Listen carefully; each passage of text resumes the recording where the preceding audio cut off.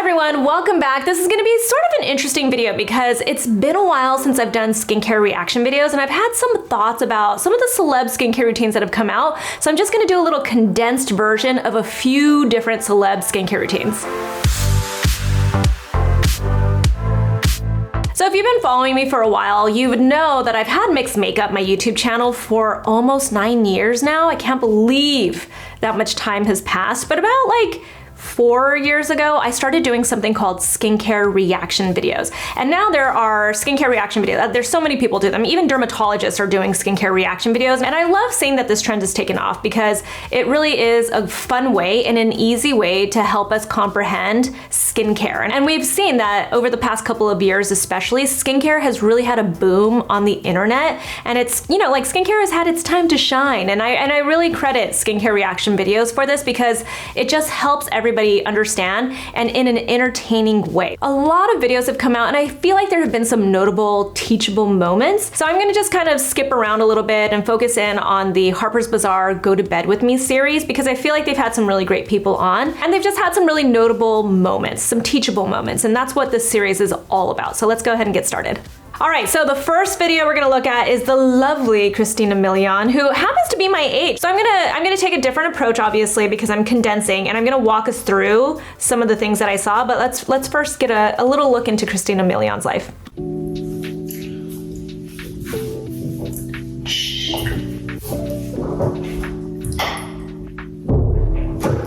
Be very quiet. My kids are sleeping, and it's time for some me time. Want to go to bed with me? So I have to throw out there, I fully appreciate this sentiment because you've probably heard me say this. I have 2 kids, they're young kids. It's a pain to sometimes get them to go to sleep at night. They have lots of energy, which I love. But my nighttime skincare routine is really my me time. It's also when my husband doesn't bother me. It's when I just get a little bit of quiet, even if it's for just like 5 or 10 minutes, it is my me time. So I fully understand this sentiment. I'm just gonna take this moment to talk about self-care. Because when you're a mom like me, I'm 40 years old, I've got 3 kids. I'm hustling, picking up kids from school. I've got 2 kids that are babies that are under 2 that are very attached to their mom. It gets tough.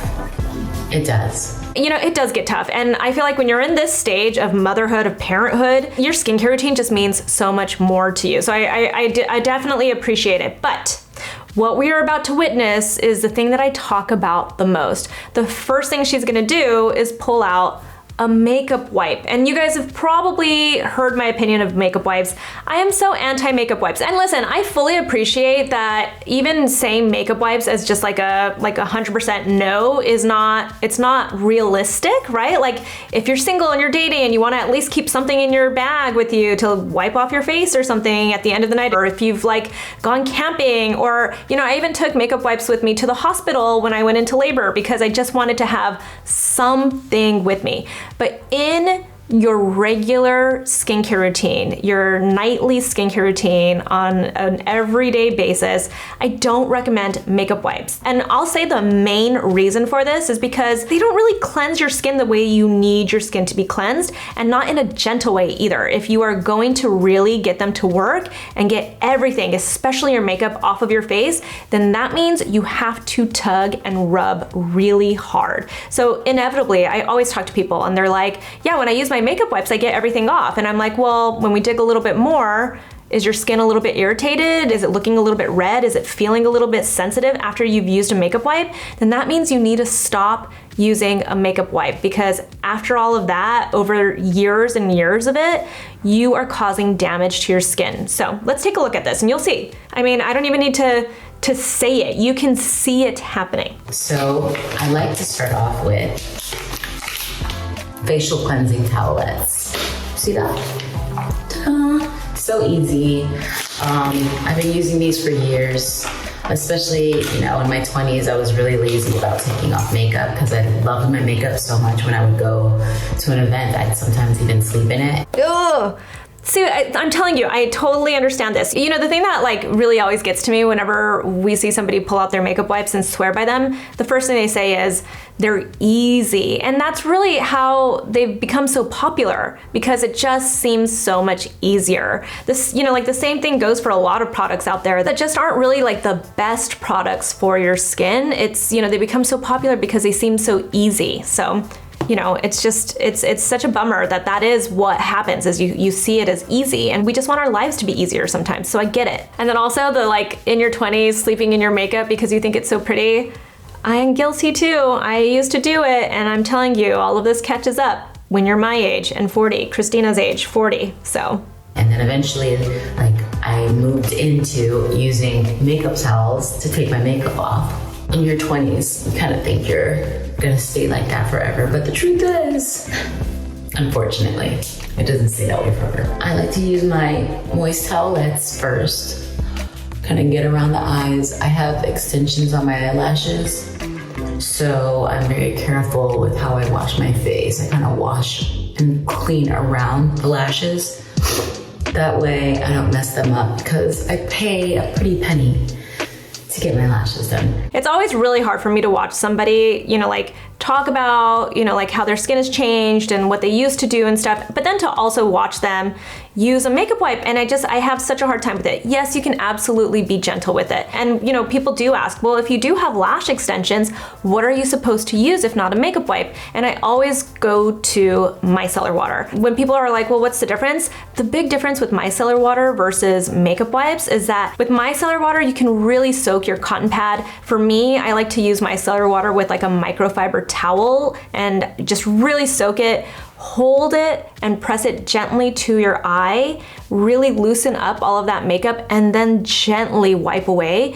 If you are trying to like wipe and tug, you're not removing everything, and you're really just disturbing that sensitive skin, that delicate skin around your eyes, and it's going to catch up with you over time. The thing that really gets me though, because sometimes you'll see somebody use a makeup wipe and then they go in with like a true proper cleanse. They use at least a cleanser, and you're like, I mean, is it the worst thing? They didn't try to get all of their makeup off, they just got what they needed, and then they really went in with a cleanser, and sometimes that's not as bad, right? But what we're about to see is like the part of the skincare routine that really makes me cringe. So let's go ahead and watch it. Next up, we're gonna continue to wash out this makeup. I'm going to use Tula Skincare's Soap Polish. It's an exfoliating sugar scrub.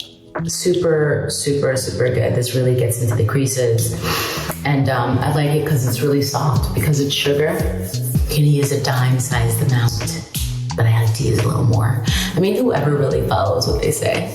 I really like Tula products because first off, they're affordable, and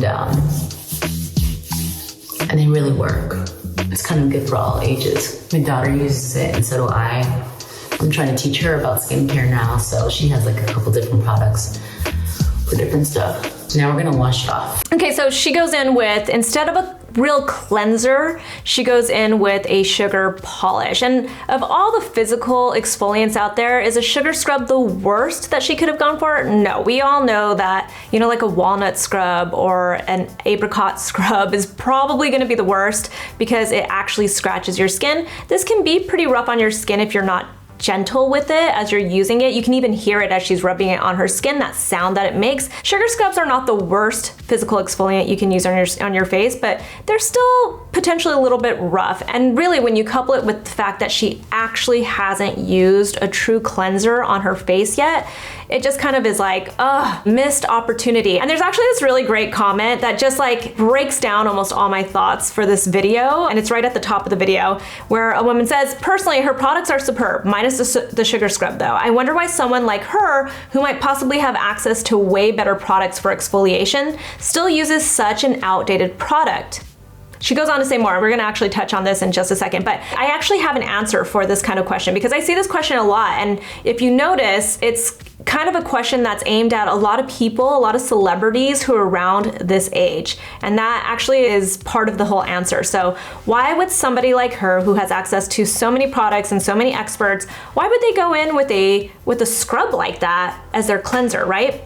And the answer is because this was a huge trend started by a celebrity dermatologist. There's a dermatologist that I actually think he is great, and he obviously has changed so many people's skin, and that is Dr. Lancer. He has something called the Lancer method. If you have not heard of the 3-step Lancer method, it is to polish, cleanse, and then nourish, right? So this became the most popular skincare trend among celebrities for years. When I worked at People magazine over a decade ago, whenever I'd be on the red carpet asking celebrities, like, what is your skincare secret? What do you do? They would say that they use the Lancer method. They go in with his polish, which is a scrub that is even more intense than this Tula one that she was using. And back in the day, we used to think that this was the way to get your skin clean, because you would feel like your skin was baby smooth, and it was, because you were literally taking off that first layer of your face. So over time, that's actually messing with your skin barrier. And now we know that to have the best skin is to have a very intact, very healthy, balanced skin barrier. And that does not happen when you use a really strong scrub like this, a physical scrub, too often, or any kind of exfoliant really. Like, over exfoliation is not healthy for your skin. So that was like the notable moment in the Christina Milian video that I wanted to talk about. There is one more thing, and I'll go back to that comment that just like summarized the whole thing. She also goes in and says, plus why waste that serum by applying after moisturizer? You could clearly see the eye makeup is still on her eyes, that inner corner highlight is still blinding. Plus I know how hard it is to clean around the eye area with eyelash extensions on. I had them before. Can't say I'd do it again. What I do is use micellar water to remove my eye makeup, then use oil cleanser for the other parts of my face. You know, all of that sounds complicated. So first off, I'll address the question about wasting a really expensive serum after a moisturizer. What you're about to see is she's gonna go in with this $400 Dior plumping serum that you actually can see in the title of the original video. What I'm not showing you is that she actually, before that, put on this really nice, rich moisturizer from Tula. And so we all know that when you put on your nice rich moisturizer, your cream, it's more occlusive than a serum. And so a lot of people, including that comment, they're saying like, why would you put that on afterwards? So let's go ahead and watch her put the serum on and talk about the serum. So I love this. It's by Dior. It's Dior Prestige. It's like this rose caviar. It is amazing. Use this at night or in the morning. I'm telling you, I'll have everybody giving you compliments all day. Oh, I love this stuff. It feels so good on your skin. And it kind of just, I don't know, gives you like this nice smooth finish, and your tone just all like it all blends at the end somehow. All right, so I know a lot of people are like, oh, this is a serum. Why would you waste a serum after a moisturizer? And this is where skincare can get really complicated. So I'm gonna give you the answer. I went ahead and looked at the ingredient list, and this is one of those times where you might want to look at an ingredient list to help inform you of when you would use this product. And when you look at the ingredient list, you realize this is actually a pretty occlusive serum. So this is one of those times where it's really confusing because the name says serum in it. But it doesn't necessarily mean that this has to go in the traditional serum step. This actually, when you look at it, has an ingredient called propandiol. And propandiol is not an oil, but it is an ingredient that can feel very heavy like an oil. So one, it has that. It's a second ingredient, meaning that there's probably a lot in there, and it gives you a really glowy, smooth finish to your skin. But there actually are oils in this too. So when you go through the list, you start to see there is meadow foam seed oil, there is castor oil in here, there is shea butter in here, and there are a bunch of other ingredients in here. There's also sunflower seed oil, as I'm kind of just like going through it. So actually, when you think about this serum, it has lots of really occlusive and nourishing, moisturizing ingredients. So where she uses it in her skincare routine is perfectly fine. So we can back up a little bit and say, you know, the beginning of her skincare routine started off a little bit rough, but she did end her skincare routine with some pretty nourishing ingredients, and the order that she went in was actually totally fine. All right, the next one is one of my favorites right now. It's Sydney Sweeney. I know a lot of people love her. I know a lot of people love Euphoria, but let's go ahead and take a look at her Go to Bed With Me video. There are some notable moments and some learning moments, I guess, that I really want to point out here. Hey, it's Sydney Sweeney, and I'm going to share with you guys my nighttime skincare routine.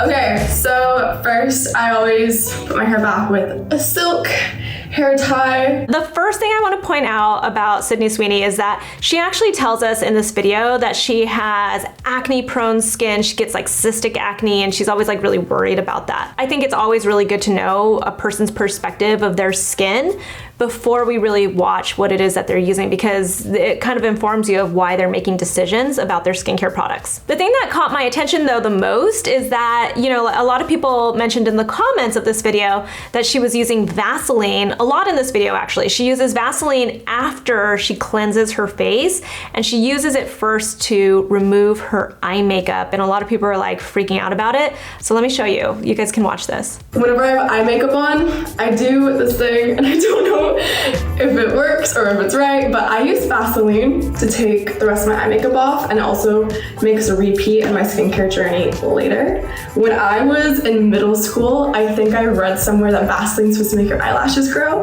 and so I used to lather my eyelashes and my eyebrows with Vaseline, and I don't know if it worked or not, but I realized it helped take my eye makeup off really gently. A couple of notes about this. First off, Vaseline actually can help your lashes and your brows, and it's not because it has any miracle ingredient in it that's gonna actually stimulate the growth. It's just that it's conditioning your brows and your lashes, and sometimes we're so rough with the hair that make up our brows and our lashes that we don't realize sometimes it needs some conditioning too, just like the hair on our heads, right? So yes, you can see some benefit from putting something like Vaseline in those areas. Are you gonna see actual growth? Maybe not, but if you have a lot of breakage or it's really dry and coarse, then maybe you might see some benefit from it. As far as removing the makeup, the only note that I had that was interesting is that she did go in with this cream cleanser first, and I actually love it. It's from Laneige. She's actually a spokesperson for Laneige, and she, you know, started off really well. She started off with like dry skin, went in with it first, and I noticed that she didn't use it to clean her eye makeup, and that's just something I want to point out, that it's actually a cleanser you can use to remove your eye makeup as well. I think it's just a matter of, you know, just like not being worried about it, I suppose. So let's finish watching this though. I just never liked the like harsh rubbing of the eye makeup. I just pat it off, and it all comes off. Does anyone else with that face need two things? This Vaseline's my travels everywhere with me. Look at that. I have really sensitive eyes, so they get red really fast and easily. It's been a frustrating problem. So you can see it actually did remove her eye makeup, but was that a good choice to use Vaseline? The answer is it's totally fine. It's just kind of old school, and I think that's what people don't understand. I think we still have this mentality that really occlusive ingredients and products like petrolatum that makes up Vaseline is bad for your skin. So for somebody who says that they have acne-prone skin, this might sound really scary to use. Vaseline, that's going to make you break out more. But the truth is, a lot of the time you can use occlusive ingredients even when you have oily skin, even when you have acne-prone skin. It's just a matter of making sure that your skin is clean underneath it, right? You just want to make sure it's not trapping any bacteria or old makeup or anything else under your skin. So really, this is totally fine if she really is using it to remove her eye makeup. You saw it actually was pretty gentle. In my opinion, it's not my favorite way to remove eye makeup, because I do still think it's a little bit goopy and everything on my eyes, and I really just want it all gone at this point. But if it works for her, it is totally fine. It is actually gentle, and it's kind of like almost like a cold cream method of removing your makeup. So there's nothing actually wrong with it. The next step though is really interesting in a couple of ways, because it's not that the product is bad, it's a very popular product that she's about to use, but she does mention something, and that is that she was getting a rash, and then this product actually helped it. So we're gonna watch her do this, and then I wanna talk about this a little bit, because I think what she says is kind of a common way of all of us, like it's a common way that we all think when we experience skin issues. And then it's also gonna pertain to a note that I have towards the end of the video as well. So let's watch. Usually once a week, I try to do a facial peel because I have really terrible combination skin. So I get oily, dry, I get cystic acne, and if there's a lot of buildup on my face, I will break out more. So I will use this, I'm gonna pronounce it wrong because I pronounce everything wrong, but Dr. Dennis It's gross, I'm not quite sure. It's the Universal Daily Peel. There's two parts. The first one is like an exfoliate and smooth, so you do that and then you wait like 2 minutes, and then the next one is an anti-aging neutralizer. I don't know what it does, all I know is it helps my skin. And I just rub it all over my skin, and you just kind of use it until it feels like it's dry all the way. I get this, and maybe you guys know what it is because I can't figure it out, but sometimes I get these weird rashes around my mouth or my nose, and I cannot get them to go away for the life of me. I was getting them a lot during Euphoria, and I don't know if it was just because I was constantly wearing makeup and changing makeup, and or the weather was changing, but that was happening, and I started using these and it helped it go away. Okay, so that's what I wanted to point out. I'm gonna emphasize I am not a dermatologist, I am not a doctor, I'm not an esthetician, none of it, right? I'm gonna make a guess that maybe it wasn't that cleared it up. I think it's more that she probably stopped being so rough on her skin. But the reason I point this out is because I know that people at home watching a video like this, where a person says they had this weird rash that popped up constantly and just would not go away around their mouth. If you're a person that's dealing with that and you're like, oh, I have that weird rash, maybe I need to get these peels to, get rid of my rash, and then you go out and you buy these. These are not a bad product. They really aren't. They do work. They're just very strong. This is like a classic example of if you are dealing with some kind of a skin issue like this, you should actually go see your dermatologist. This you should definitely go see your dermatologist for, but instead you might watch a video like this and think, that's what I need to do. And I can guarantee you, if you overdo it with the usage of these peel pads on your dermatitis, you're only gonna make it worse. You're only going to make it worse, I'm telling you right now. So this is one of those examples of how something that's like very like innocent, she doesn't mean to like spread information that could be harmful, but something so small like that can have an effect on people all over the world who think, that's the solution to my skin issue. Go see a dermatologist if you're getting that kind of a rash. Don't try to figure it out yourself, because it's just gonna lead to longer trauma on your skin, and it could potentially leave scarring or hyperpigmentation or something. So don't just like watch a video like this and think you found the solution. Go see your derm. So I'm gonna actually bounce over to closer to the end of the video. The thing I do wanna point out is when she talks about a treatment called Epiduo. And then if I have is it a pimple, anything that I feel like coming, I have this, it's prescribed to me, and I've had it for a really long time, but it's the Epiduo Forté. If you don't know what Epiduo is, it's actually a really great prescription treatment, especially for people who have acne. That's usually who they give it to. It's not like extremely strong either. It has benzoyl peroxide in it, and then it also has adapalene, which is a retinoid, which freaks people out all the time when they hear like the combination of the two really strong ingredients, because normally they wouldn't go together, or you wouldn't really want to use them together because it could irritate your skin. But remember, this is formulated to be used together, and they're both at a percentage that's actually pretty tolerable. So if you don't know what that is, just for context, as she's talking about it, it is a combination of benzoyl peroxide and a retinoid, adapalene. And I do not put it all over my face. My dermatologist told me to put it all over my face in high school, and my face reacted terribly. And then I just started doing spot treatment, and that changed the game for me. So I know some people say put it all over your face, but I do not. So if I have, okay, now I have like the little ones up there. So I'll tap it where it needs.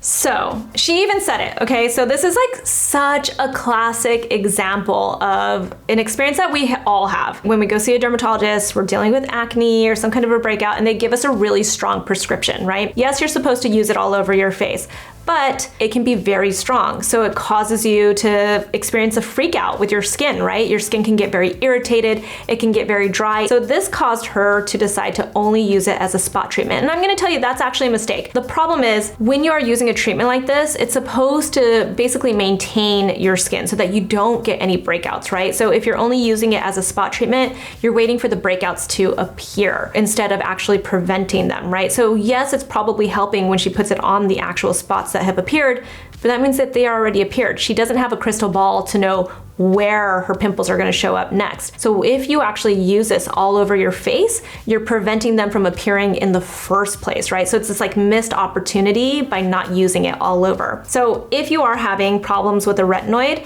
try the sandwich method first. She kind of went around it too. She put on all her moisturizer, she put on a sleeping mask, and then she put this on as a spot treatment. But what you can do is put it all over your face after that and just see, and only use a very small amount. Like she used a little bit just as a spot treatment. She could have maybe like tried to spread that a little bit more around her face, and that's all she might have needed. So one, just try not to use too much. Every dermatologist will tell you use just a pea size, which seems like it's not enough, but it actually turns out to be plenty, especially with like a gel texture like this. If that's not helping, two, you can put it on after you have all these other occlusives on your face so it doesn't penetrate as quickly and as deeply. And three, if that's not working, try a moisture sandwich where you go in with your moisturizer first, then you put your retinoid, and then you layer it with like a sleeping mask or a thicker moisturizer, or even your Vaseline. Could cause it to work even stronger, or it could help to nourish your skin and just pad your skin. So you want to just test these things out, but maybe at the very least, try just using a little less so it doesn't freak your skin out. But that was Sydney Sweeney. I love her. I love everything about her. I love her personality, everything. Just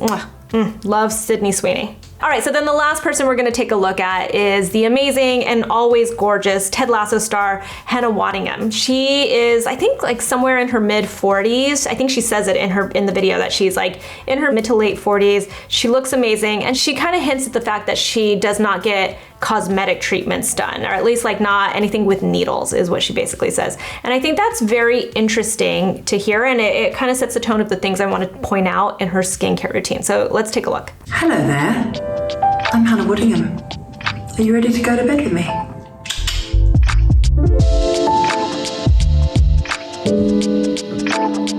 I've kind of fallen in love with skincare, being in my mid-40s. So there you go. I was wondering in my head, did I make that up? No, she actually says that she's in her mid-40s. And match things that are more expensive and less expensive. I'm absolutely obsessed with very, very good products. No rubbish in them.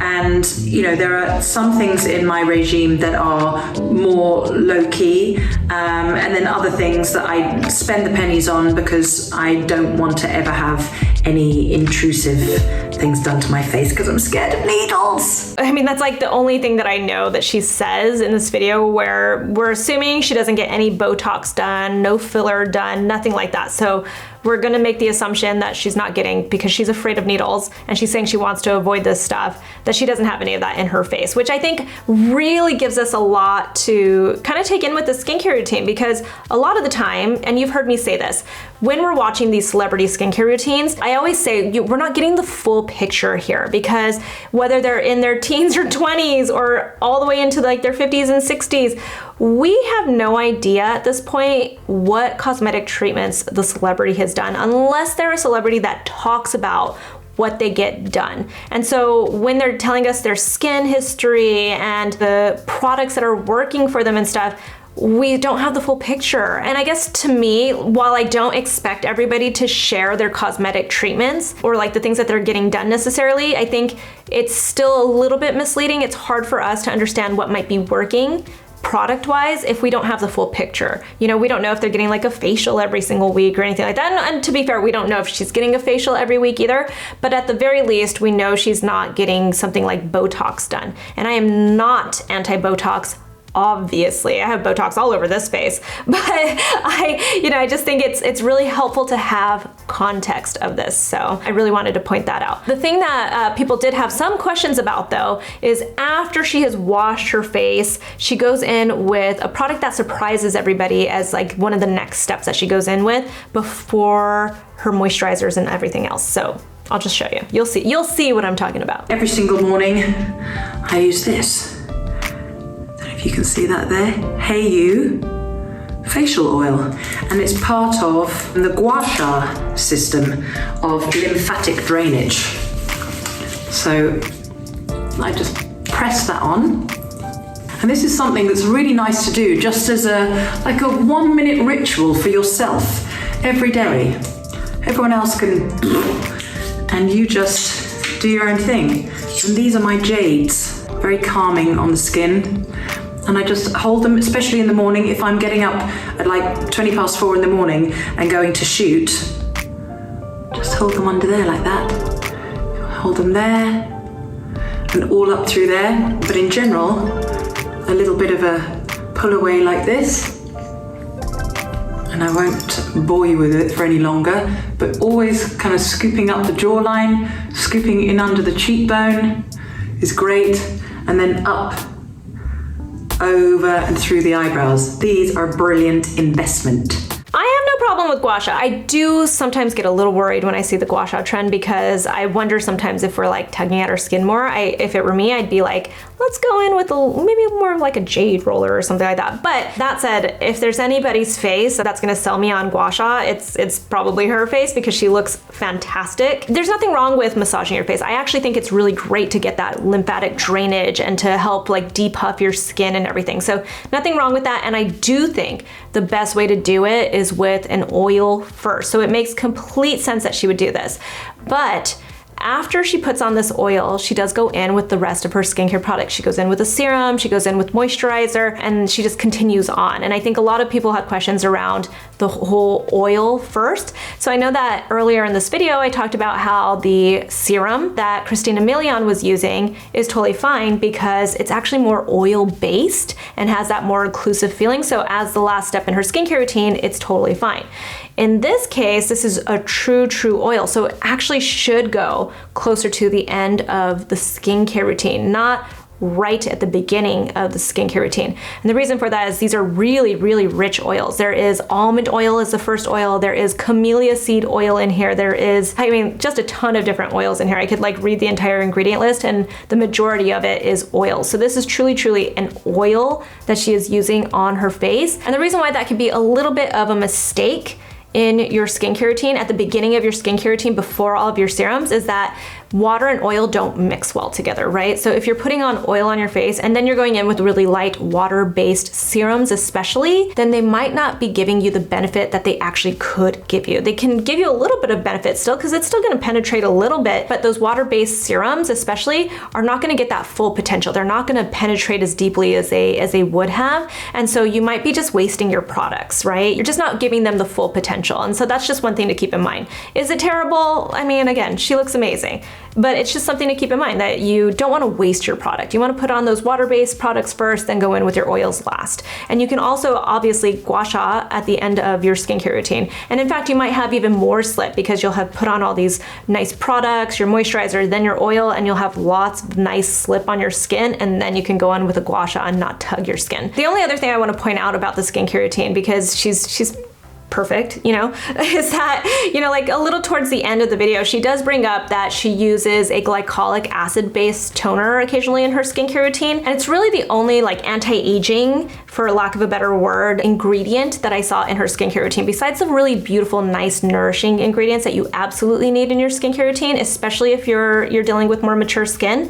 But the thing I want to point out is that if you're trying to avoid needles, and I hear this a lot, people always tell me they're afraid of needles, they don't want to get Botox done. They ask me, well, what are the products or the ingredients I need to have in my skincare routine? And number one in your nighttime skincare routine is a retinoid. If you do not have a retinoid in your nighttime skincare routine, then you are not doing the most that you can to avoid the signs of aging and to, like hold off on needles and everything that she's saying that she doesn't want to do to her skin. And so, I would just say that, as much as I love the Alpha H product, don't get me wrong. I think that's a great product to have in your skincare routine. And on nights when you're not using a retinoid, you can definitely use that or even move it to like your morning skincare routine.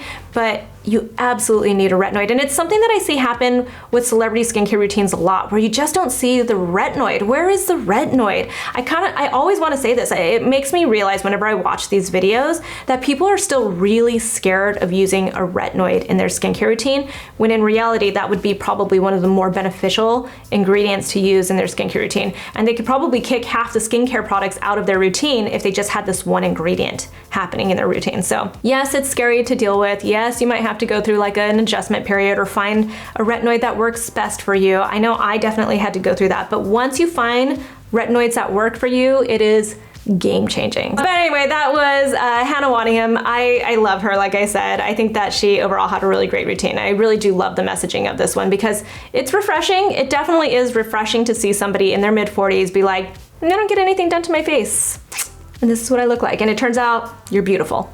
So that was my condensed version of a skincare reaction video. We got 3 of them in. I just kind of wanted to like highlight, you know, just like those key moments. So I hope this was helpful. If you guys like this style of video, I can definitely shoot these occasionally too. If you want to see more skincare reaction videos, let me know in the comments. I really want to know, like, should I be like, you know, putting in the effort to do more skincare reaction videos, or are you guys just kind of over it? Let me know in the comments. You can also find me on Instagram. I'm at Susan Yara, and I'll talk to you guys soon.